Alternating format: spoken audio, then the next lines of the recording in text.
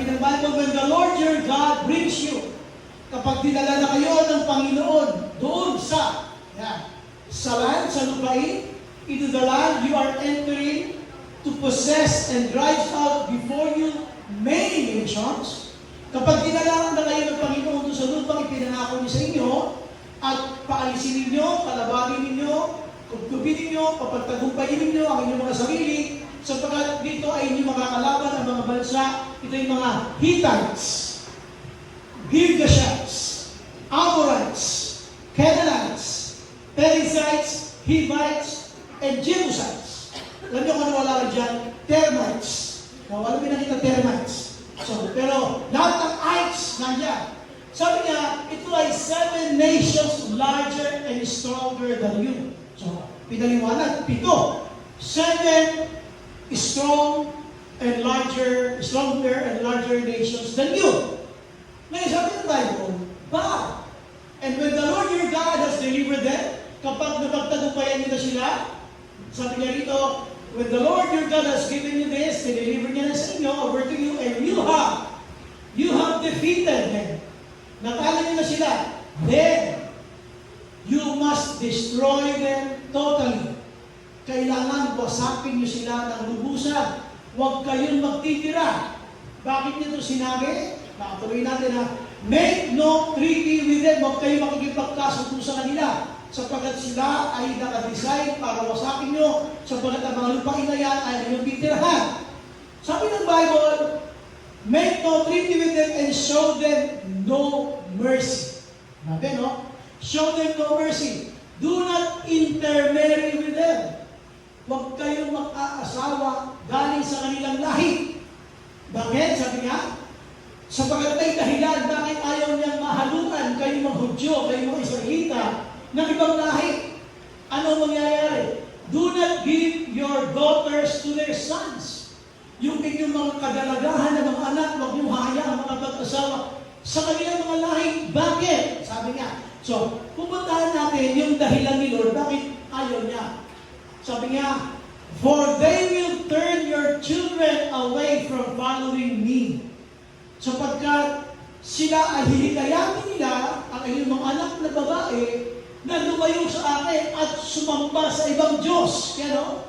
They will turn your children away from following me to serve other gods. So galing ang Diyos sa ibang Diyos. Kaya nga dito magbabasa nyo sa Old Testament, sinasabi ng Bible, sabi ni Yahweh, sabi ni Lord, there is no other God beside me. There is only one God. There is no other God beside me. Kaya na kasi, itong mga binasa natin na iba't ibang lahi na 7 stronger and larger nations, ay sumasamba sila sa mga Diyos-Diyusan. At ayaw yun ng Panginoon sapagkat ako lamang ang dapat ninyo sasambahin. Sabi niya rito, and the Lord's anger will burn against you. Magagalit ako kapag sumamba kayo sa ibang Diyos. And will quickly, at madali akong wawasakin ka. And will quickly destroy you. This is what you are to do today. Ganito gagawin nyo, ha? Pagka halimbawa sinakop nyo ng mga bansa yan, ganito gagawin nyo. Sabi niya, break down their altars. Wasakin nyo ang kanilang mga altar. Smash, durugin their sacred stones. Yung kanilang mga Diyos-Diyusan, cut down their Asherah poles, and burn their idols in the fire. Sunugin ninyo, for you are a people holy to the Lord your God. The Lord your God has chosen you, pinili ka ng Diyos, out of all the peoples on the face of the earth to be His people, His treasured possession. Ikaw ay pinili ng Diyos, ikaw ay napahalaga sa Diyos, ikaw ay pinagyayaman ng Diyos, at inaamit ka niya isang napaka-valuable na binanggit dito ng Bible, treasured possession na pag-aari niya. The Lord did not set His affection. Kumbaga, hindi pinakita ng Diyos sa kanyang pagmamahal sa iyo. Sabi, the Lord did not set His affection on you. Sabi rito, and choose you because you were more numerous than other peoples. Hindi ka pinili ng Diyos ang Israel dahil mas marami kayo sa ibang lahi. Hindi. Sa katunayan, sabi niya, for you were the fewest of all people. Sa totoo lang, kayo pinakawakunti.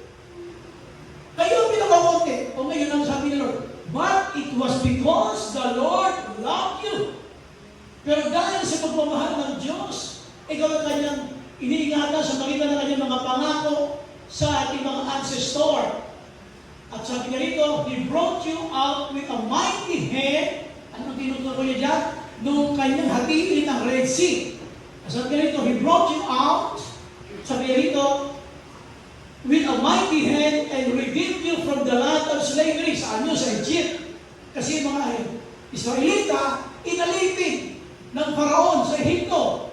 Ngayon, magmula doon sa kapangyarihan ng Faraon, ito ay pinalaya niya sa pagkakalipin from the power of Pharaoh, king of Egypt. So, ibig sabihin, mula sa pagkakaalipin, sa kapangyarihan ng Faraon, pinaalis kayo dyan ng Panginoon at kaya nga kayo tumabig sa Red Sea at ngayon, naririto kayo at magpapatuloy niyo ang buhay niya. Ngayon, sabi ng Bible, know therefore, ito yung thing natin, dito galing. Know therefore, that the Lord your God is God.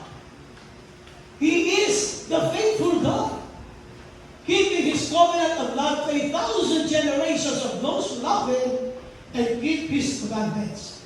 So, dapat mong malaman na ang Diyos ay Diyos. Siya ang tapat na Diyos. Pinagdiriinan niya talaga. Hindi ba naman yun? Know therefore that the Lord your God is God. At sabi nito ng Bible, He is the faithful God. Kaya tayo nakatawid sa maraming mga tinawid natin sa buhay hanggang ngayon 2026. Nakalimang taon tayo anibersaryo ng iba't ibang karanasan. Sabi ng Bible, because our God is the faithful God. He is the faithful God. Ano ginawa niya? Siya tumutupad sa kanyang pakikipagkasundo, keeping His covenant of love to 1,000 generations. Of those, kanino niya ito pinaranasan sa katuparan ng kanyang mga pangako doon sa mga nagmamahal sa Kanya.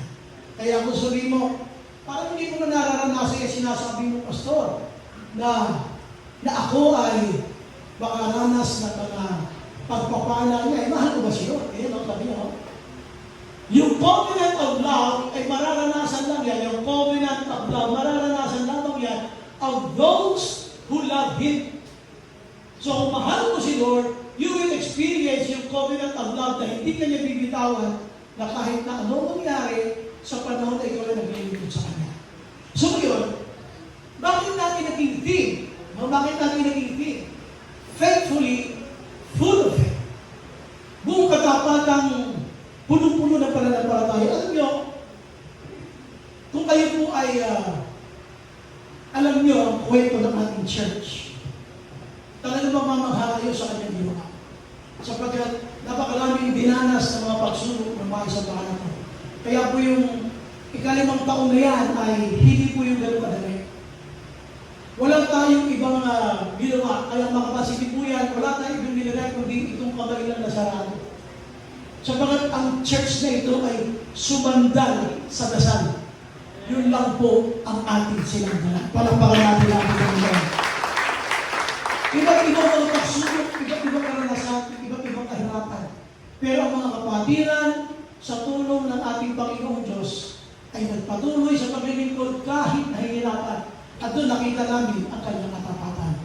Ano ang mga nangyari kung isa-summarize mo yung Diyos na sinasabi natin na for God is God, He is the faithful God. Yung faithful God na yan, ano ang ginawa sa atin sa loob ng 5 taon? At bakit ka nakarating sa 5 taon? At yun po pag-uusapan natin ngayon. Dito sabi ng Bible, you may say to yourselves, pwede mong isipin, pwede mong sabihin sa iyong sarili, these nations, ano yung these nations na yun? Yung 7 bansa na binanggit kanina na larger and stronger than you. Na sabi ni Lord, kailangan nyo silang girahin sapagkat ang mga lupain nila, yan ang lupain pinangako ko sa inyo. Ibinigay ko na yan sa inyo, pero meron pa yung gagawin. Yun na yung pakikipaglaban sa kanila. Pwede mong isipin, sabi niya, you may say to yourselves, these nations are stronger than we are. Pwede mong isipin na ang mga pagsubok na yan, yung mabibigat na pagsubok na yan ay pwede mong isipin na paano namin papagtatagumpayan yan? They're stronger than us. How can we drive them out? Paano namin siya paalisin? Kung yan na ang lupang pangako binigay mo sa akin, paano namin siya nakaalisin? Tapos sabi ni Lord, hindi nito but do not be afraid of them. Remember well what the Lord your God did to Pharaoh and to all Egypt. Ang sinasabi ni Lord ay, huwag kayong matakot. Kung yan ay pinangako ko sa inyo, you have to enter and possess the land. Ang sabi niya ay, kung maaari, pwede mong isipin, hindi namin kaya, hindi nyo kaya. Sapagkat ang mga bansang ito ay, mga nations na ito ay, iniisip mong larger and stronger than you. Ngayon sabi ng Bible, huwag kayong matakot. Tingnan nyo ito ha, please. Sabi niya, but do not be afraid of them. Remember well, alalahanin mong mabuti, not just remembering, but remembering it well. Alalahanin mong mabuti kung anong ginawa ng Diyos, kanino, sa Faraon, at sa buong Ehipto. Ang mga Israelita ay nasa ilalim ng pagkakaalipin ng Egypt na ang naghahari noon ay ang King Pharaoh. Marami ang mga pagsubok na kanilang dinanas, sobrang hirap. Dumating yung time na yung mga kasamahan natin mga Israelita dyan sa sobrang hirap, sila na lamang ay dumadaing. Sipin mo, sila ay nagtatrabaho, halos walang hinto, nilalatigo habang nagtatrabaho, at pagkatapos, sabi ng Bible, sila ay dumaing sa hirap. Alam niyo ba yung pagdaing nila sa sobrang hirap nila? Hindi naman yun nakatuon sa Diyos. Basta dumaing lang sila sa hirap. At yung mga hirap na yun, narinig ng Diyos. And their cries reach to heaven. Sabi ng Bible. At yung kanilang mga iyak na yun, ay nakarating sa langit. Yung iyak nila na yun, wala lang yung pinatutungkulan. Pero ang sabi ng Lord ay ang bansang Israel ay kanyang pinili. Nakarating sa kanya ang mga iyak ng kanyang mga anak. Ngayon, sabi dito ng Bible, nakialam ng Diyos. Inilabas sila sa pagkakaalipin sa Egypt. Sila ay mga utusan, sabi ni Lord, ginamit niya si Moses para ilabas ang mga Israelita. So nakalabas sila. Kaya alam mo sila yung nakalabas na, hinabol sila ng Faraon at gusto silang patayin. Noong mga panahon, hindi nila alam ang gagawin. Sabi ng Bible, pag tumino sila sa kaliwa, nandoon ang kabayuhan ng Faraon. Sa kanan, nandoon din yung mga sundalo ng Faraon.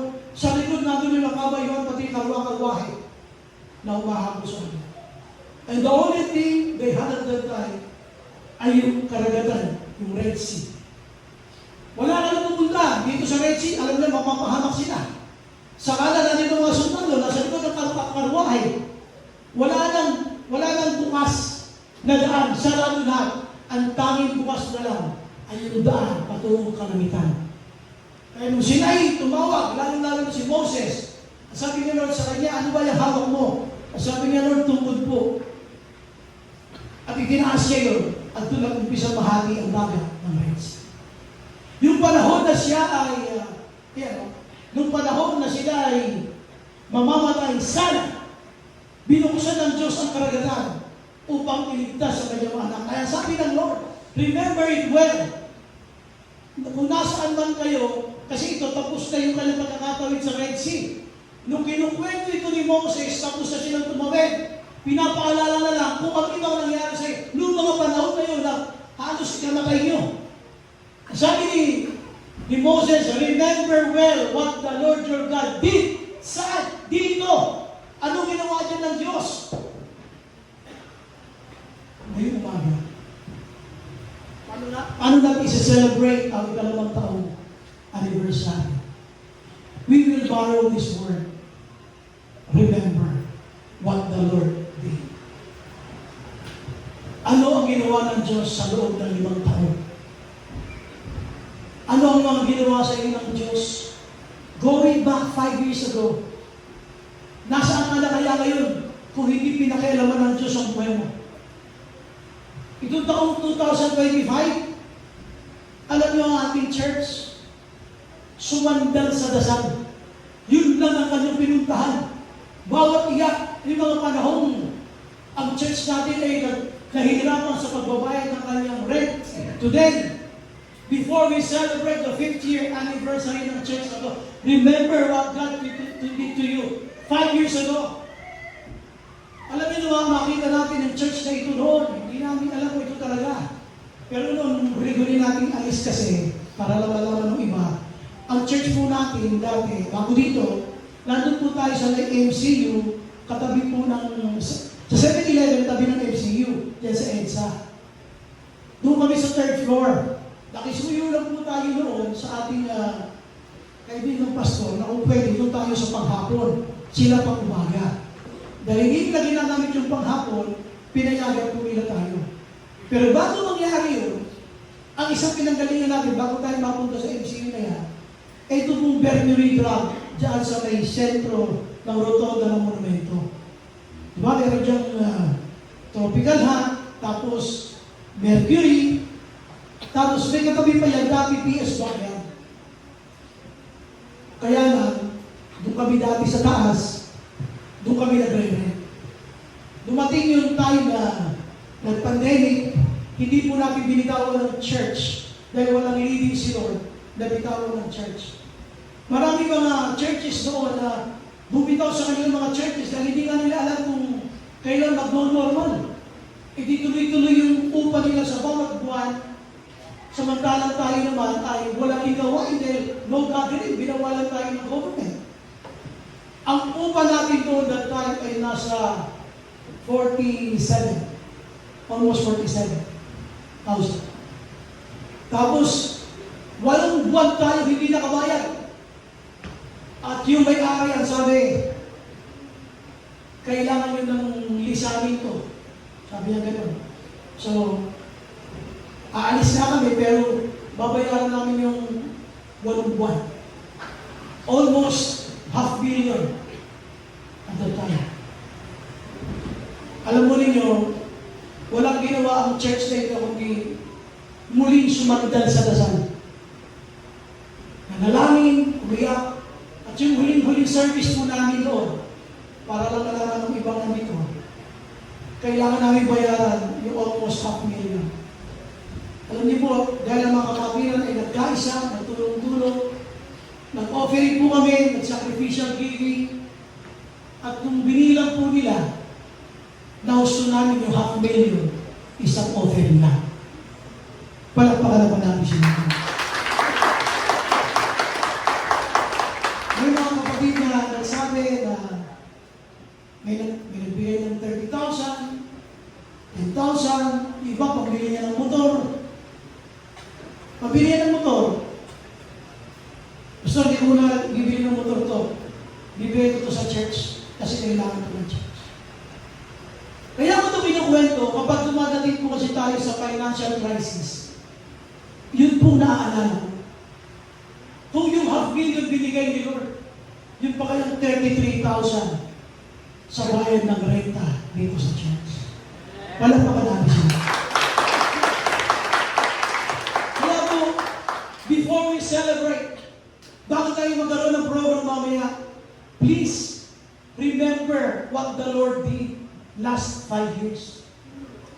Balikan natin ang ginawa ng Diyos itong nakaraang 5 taon, especially the very recent year, yung 2025. Bakit? Dumanas tayo mapadlak dyan. Dumanas tayo ng wala tayong ibabayad. Yung cheque na iniso mo ay magbabounce at kailangan magtulong-tulong ang mga kapatira dahil kulang yung funds. Sabi sa atin, Pastor, sorry po, kasi kung ako lang, sabi nung in charge, ay makunawa ako kayo, kaya lang this is business. Kaya ipapadlak mo muna namin, pag may pambayad na kayo, tsaka ako namin bubuksan. Yun po yung nangyari. Minsan, sa loob na isang buwan, nangyayari yun. Tapos sa ulit, sa sunod buwan, ang pinakamatindi po yung huli-huli. 3 sunod na linggo. Talagang walang service. Kasi po walang budget ang church. No, ang reason kaya ako kinukwento ay, when God wants to bless the church, He can send anybody else. Pag gusto i-bless the Lord ang church natin, kaya niyo magpadala na kahit na sino. At ang pinakamaganda po niya, alam mo, gusto nangyari sa church, ay ngayon po, tayo na, hindi na para sa mga ibang tao, kundi yung tulong-tulong ng mga kapatiran, tayo na po ang nagbabayad mismo ng ating rent. Palapakan na naman natin. So ngayon, sabi ng Bible, remember what God did to you. Ano ang ginawa ni Lord sa iyo noon? Balikan mo yan. Kasi magsa-celebrate na mamaya. Kakain tayo. At pagkatapos, mayroon tayong program. Pero hindi mo naman naaalala ano ginawa ng Lord. Kailangan balikan mo siya. Kailangan maintindihan mo na noong mga panahon na yun, hindi ka pinabayaan ng Diyos. Kailangan remember what the Lord did. Remember what the Lord, your God, did to Pharaoh. Ano ba nangyari sa kanila dyan? Nung sila hinabol, at ang mga Israelita sa pamumuno ni Moses ay nakatawid na, yung mga humahabol sa kanila, nasa kalagitnaan sila ng karagatan. Nasa kalagitnaan sila dito. Biglang isinarado ng Diyos ang karagatan. At ang Faraon, yung kanyang mga sundaluhan, yung kanyang mga sundaluhan ay nangamatay. Ayoko muna ma-overwhelm tayo ng celebration. Gusto kong ma-highlight what God did last 5 years. Anong ginawa ng Diyos? Katulad mo. Nakatawid ka ng 2026, ang dami mo rin triumph sa buhay. Marami ka rin mga pagsubok na pinagdaanan. Ngayon, kung ngayon ka pa magdududa na naranasan mo na kanyang pagkilos, remember what the Lord did to you last year, even 2 years ago or 3 years ago. Alalahanin mo yun because remembering what God did will give you more confidence. Sabi ng Bible, verse 21, do not be terrified by them. Huwag ka matatakot sa kanila. For the Lord your God, who is among you, kasama ninyo, is a great and awesome God. Siya ay Diyos na dakila at kapaghamanghang Diyos. The Lord your God will drive out those nations before you. Yung mga taong yun na mga nakatira sa lupain ay pinangako mo sa inyo, ang sabi ng Bible, yun ang inyong magiging lupain. Kung isa na nyo, maraming bagay ang ginagawa ni Lord sa atin. We are so ungrateful. Tingnan niyo ito. Ang sabi ni Lord, the Lord your God will drive out those nations before you, but He will do it little by little. Bakit? Bakit hindi niya biglang i-wipe out agad ang 2 o 3 nations? Bakit? Because you're not allowed. You will not be allowed to eliminate them all at once. Nabisana na. Kasi pagka i-eliminate ka lahat doon, dadami ang mga mahirap hayop or the wild animals will multiply around you. At pag dumami yung mga wild animals, papatayin nila kayo. Ibig sabihin, may dahilan ng Diyos bakit ang pagdating ng mga pagpapala ay unti-unti lang. Dahil ayaw niya na yun ay maging kapahamakan mo. Yun ang sinasabi ko lang, you will not be allowed to eliminate them all at once. Tayo po ay mainipin. Ang gusto natin agad biglaan. Ang gusto agad natin, yung maramihan. Teka, God has His own timetable and God has His own reasoning. Bakit unti-unti lang? Tandaan nyo, may mga blessing na hindi dumadating ng isang dating na lang because of our character. Minsan, yung character mo, hindi kayang i-handle ang mga pagpapala ng Diyos. When the character is overtaken by blessings, it's a disaster. Karamihan na nagkapera, nawala sa paglilingkod sa Panginoon.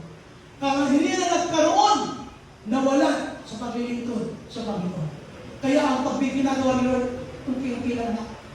Alam niyo ba, yung little, God gives us little to test us what we will do with the much. Gusto niyo makita kung anong gagawin mo sa maliit? Para alam ko, pagka meron ka ng malaki, hindi ka pala kapinatiwala. Kakunti na binigay ko sa iyo eh. Maliit na nga yan, hindi mo marunong magsoli ng para kayo. Maliit ka lang, hindi mo kaya ipagtay. Sige lang ng parang yan, hindi mo kaya yung bitawan.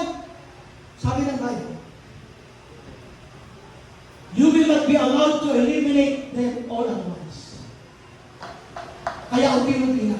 Then, when you eat, pag kumain na kayo niya ng mga binigay niya and are satisfied, be careful that you do not forget the Lord. Therefore, you have to remember the Lord whether you are in blessings or panahon na wala kang pagpapala. Ang sabi nga dito, tingnan nyo, pag dumating yung panahon na yun na pinagpala na kita, kumain ka, bunga na aking pagpapala sa iyo. Huwag na huwag mong kalilimutan ang Panginoon. Kaya ngayon po, 50th anniversary, before we celebrate, before we eat, bago yung program, remember, punta tayo sa number 2. This is what you are to do to them. Sabi ni Lord, okay. Faithfully, full of faith. Puno-puno ka na ng pananampalataya. Anong gagawin mo? Sabi niya, this is what you are to do to them. Break down their altars. Sabi niya, pagka nilabanan nila yung mga bansang yan, kasi yung kanilang kinatitilikan, ano ba? Yan yung mga bansa na binibigay ko sa inyo. Para sa inyo yan. Ngayon sabi dito ni Lord, ang gagawin nyo, ganito ha, pagka nagkaharap na kayo, break down their altars. Break down, wasagin yung kanilang mga altar, yung kanilang mga Diyos-Diyusan, yung kanilang Asherah poles, and burn their idols in the fire. Bakit? Ba't kailangan mong sunugin yung mga Diyos-Diyusan na yan? Sapagkat yung mga Diyos-Diyusan nila, hindi totoo. Sabi ni Yahweh, ako ang tunay na Diyos. There is no other God beside me. There's only one God. Ako lang yung si Yahweh, sabi niya. Hindi ako nalanahan sa mga ganitong altar. Wala ako sa mga bato. Sabi ng Bible, iniuutos ng Diyos, wasanin niyo sila, sunugin niyo sila. Bakit? Ito paliwanag ni Lord. Ito. For you are a people holy to the Lord your God. Sapagkat kayo pinili ko, kayo yung mga banal. Kayo yung mga pinili ko, kayo aming pinamaging banal. The Lord your God has chosen you out of all the peoples on the face of the earth. Pinili ka ng Diyos mula sa napakaraming mga taong sa buong mundo. Isa ka sa mga pinili niya at tinitingnan ng kanyang isang banal. The Lord your God has chosen you. Pinili ka ng Diyos para maligtas, para ma-born again. Sa dinami-dami ng tao sa Malabon, bakit isa ka ba sa kinuha niya? Sa dinami-dami ng tao sa Nabota, sa Valenzuela, bakit isa ka sa dinamput niya? Sa dinami-dami ng tao sa buong mundo, bakit isa ka sa kinuha niya? Hindi ka naman perfecto. Puro kayo ng makasalanan. Bakit na niya pinili? God has chosen you. Hindi ito gawa ng sino man tao. The Bible is clear. The Lord your God has chosen you. Ibig sabihin, regardless of who you are. Kahit sino ka ba, alam ang klase buhay kayo ka, kahit napakadami mong kasalanan. Pinili ka ng Diyos. Ang Diyos ay hindi nag-aaral. He is a reinforcer. What do you mean, Pastor, by reinforcer? Ibig sabihin, pagka ikaw ay gumagawa ng magandang bagay, siya yung, pardon my word, siya yung tagabuyo na siya ipagpatuloy mo, maganda yung ginagawa mo, parang gano'n. Yun ang reinforcer. Ngayon, pag may ginagawa kang maganda, lalo na ini-encourage ng Diyos na magpatuloy ka sa paggawa ng mabuti dahil meron kang reward. Sabi ng Bible, but it was because the Lord loved you. Dahil mahal ka ng Diyos and kept the oath, His word to your ancestors, that He brought you out with a mighty hand.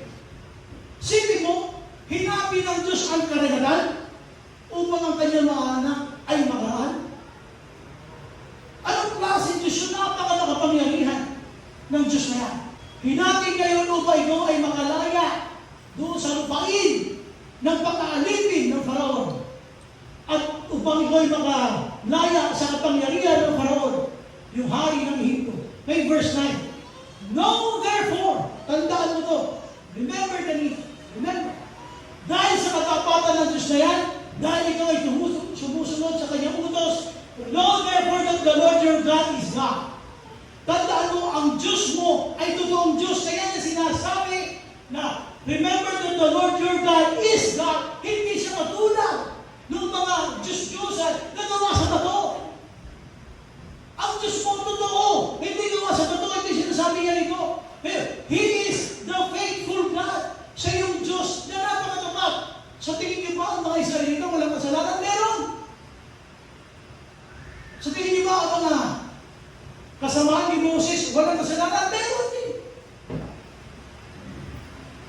si Moses, wala pang kasalanan, meron din. He was an ex-convict. Dati siya nakapatay. Pero nung tumawag sa Diyos na buhay, hinali ng Diyos ang karagatan para sa kanila. Ibig sabihin, kapag totoo ang puso mo sa Diyos, hindi pinag-uusapan ang iyong nakaraan. Palakpakan natin natin. Yung maganda na natin ginawa, ipagpatuloy mo ba? Kasi yung nire-reward ni Lord. Yun ang tinatawag natin reinforcer. Nire-reinforce ka ni Lord na anuman yung mga ginawa yung pagsunod sa akin, Lord, ipagpatuloy mo. Dahil yung pagpapatuloy mo na yan, nire-reward ko yan.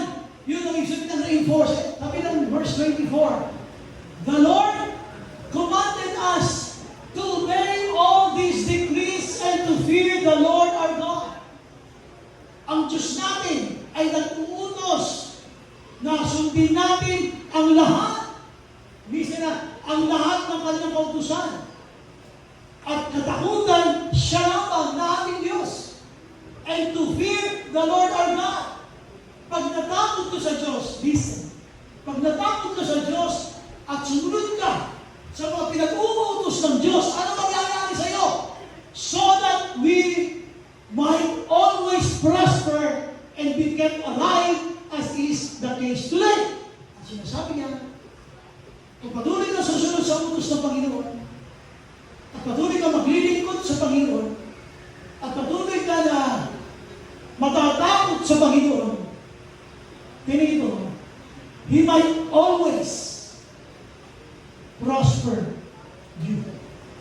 Ikaw ay pagpapalain ng Diyos, ikaw ay makakaranas ng mga maraming blessing. Pero tandaan nyo, yung utos ni Lord, hindi na lang basta susunod, kundi susunod ka kay Lord na may kasamang pagkatakot. When you obey all these decrees and to fear the Lord our God, obedience with fear. Yung pagsunod na may kasamang takot, ano ang resulta nito sa akin? You will always prosper. Palagpakan natin natin. He is a reimburser. Wow, gusto sa kapal na yan, magaling ng bastos, papa-reimburse ko lang. Alam niyo ang talagang sabihin dito? Ang reimburser.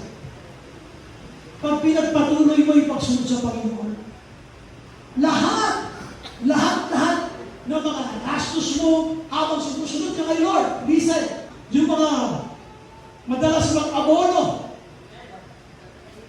kayo mga madalas mag-abono, sabi niya, habang sumusunod kayo sa Panginoon, may tao sa Diyos. I-reimburse ko yan sa inyo. Ayun, He is the reimburser, so that you might always prosper. Ang kapalit doon, hindi ka lang basta magpa-prosper. Ang sabi ng Bible, always. Ikaw ay mabubuhay na kasagalaan. Palagi. Hindi lang yun, ha? Hindi ka lang mabubuhay na may kasagalaan, kundi ikaw ay mayroong kasagalaan at ikaw ay mananatiling buhay. I will keep you alive. Palapakan natin. Bakit ko mo ito ginamit yung word na reimburse? Listen. Sa Panginoon, lahat ng sakripisyo mo, lahat ng effort, nahirapan ka financially, umubos ng oras, physically, and exhaust ka, dahil hirap, papalitan niyo ng Diyos. Papalitan niyo ng Diyos. He will always prosper you. And He will keep you alive. May mga tao maraming pera pero patay. Ito, pag nag-prosper ka, isinunod niya, you will be alive. Pakikinabangan mo ang mga pagpapalang ibibigay ko sa iyo. Kaya lahat ng mga nagastos mo, lahat ng mga tumulong mo sa church, I'm telling you, God is going to return it to you. Isasali natin, Lord, ang mga ginagawa mo sa church na ito. God will bless you even more. Yung mga contribution, yung mga pledges, kung bakit ang church natin nakatawid ng 2025. Mga kamay na, alam mo may paggastos ka rin gagamitan, pero kailangan ng Diyos, bibitawan mo ito. So, really, Lord. Hindi lang yun, mananatili kang buhay. You will be alive. ang term na ginamit, always prosper. Salamat po sa mga kamay na nag-pledge, tumulong sa church. Maraming salamat sa inyo. Ang Diyos ang magbabalik ng lahat niya sa iba. Palapakan natin. Salamat po sa inyo. Salamat sa inyo mga effort. Mga leaders, mga members, mga workers. Thank you so much po sa inyo lahat. Alam niyo, hindi makakatagal ang church kung wala sa pagtutulungan natin. Marami po salamat. Alam ko may mga panahon na hirap na rin kayo. Bakit naman matatapos ang contribution na to? Please, magawin natin malinaw yan. Let's do it for the Lord. Itong week na ito, itong week lang na lumipas, ako po ay nasa opisina. At meron akong isang tao, isang pastor na tinulungan tungkol sa rehistro ng kanyang simbahan.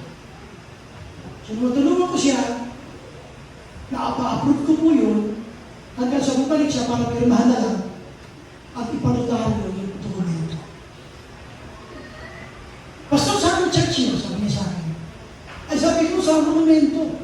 Actually, anniversary na namin sa linggo. Ay, ano? O, kumusta naman po? Sabi niya. Sabi ko, ito, nagpe-pray na kami. Kasi ako, yung pambayad namin ng aircon, sabi ko, paano po lang ba? Magkano po lang? Sabi ko, 13,000. Sabi niya, Pastor, ito po yung 13,000. Bigay ko po para sa church niyo. Grabe siya. Grabe siya. Sabi ko, Pastor, nakakaya naman sa inyo, bakit lang mo to? Pastor, kay Lord ko po yan ginagawa. Ano pa naman siya?